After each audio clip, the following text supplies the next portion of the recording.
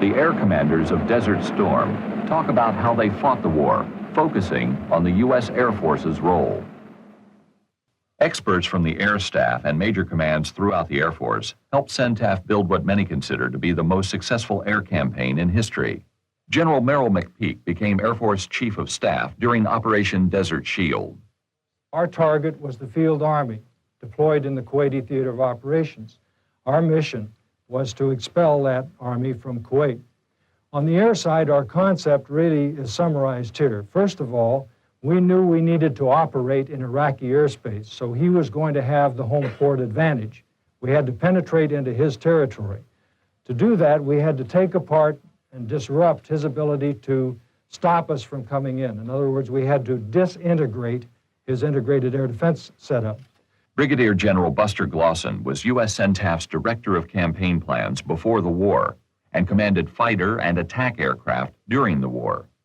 Targeting strategy from the start was to take down his ability to command and control his military, whether it be in the air or on the ground. Of course, we were obviously most concerned about taking it down in the air to start with. The coalition would have to overcome Saddam's Integrated Air Defenses, or IADS. Brigadier General Glenn Prophet commanded the Electronic Warfare Combat Forces during the war. A basic IADS like he's got designed there is set up so that the SAMs have an envelope that you, at medium and high altitude, that you fly into. In order to avoid that, you go in low. If you go in low, you fly into his AAA. And he puts his AAA up with the redundancy that he had in large barrages, so basically you got to fly through it. And then if you can avoid the AAA and avoid the SAMs, his fighters will engage you at other places in those FEZs I talked about, the fire engagement zone. That's the way it's put together. And, you know, it can be pretty formidable. And what it's made up of is the systems themselves, the SAM missiles, the radar, acquisition radars, the fighter aircraft, and what I call the nervous system, the control system, where you have an air defense operations center, a main one like you had in Baghdad, a sector operations center spread out, and each one of those sector operations center have intercept operations centers. That's what that integrated system does. The SOCs and the IACs, it controls which airplanes are going to be sent against to engage our fighters or our bombers, and which airplanes are going to be engaged with SAM missiles. Perhaps as many as 17,000 surface-to-air missiles, on the order of 9 or 10,000 anti-aircraft artillery pieces, very modern radars, all lashed together with high-tech equipment.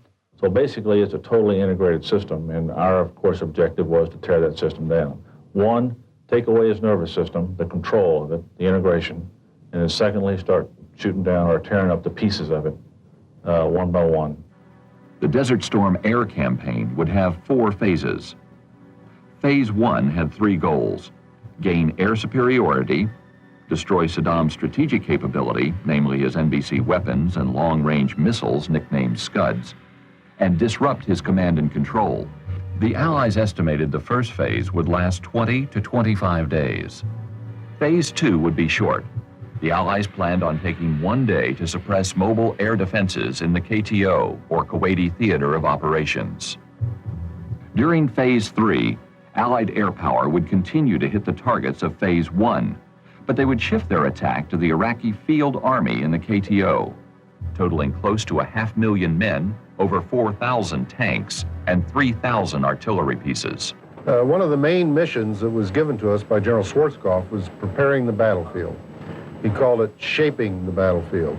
We had to defeat those elements of his ground forces capable of mass casualties, chemical delivery systems, artillery, armor.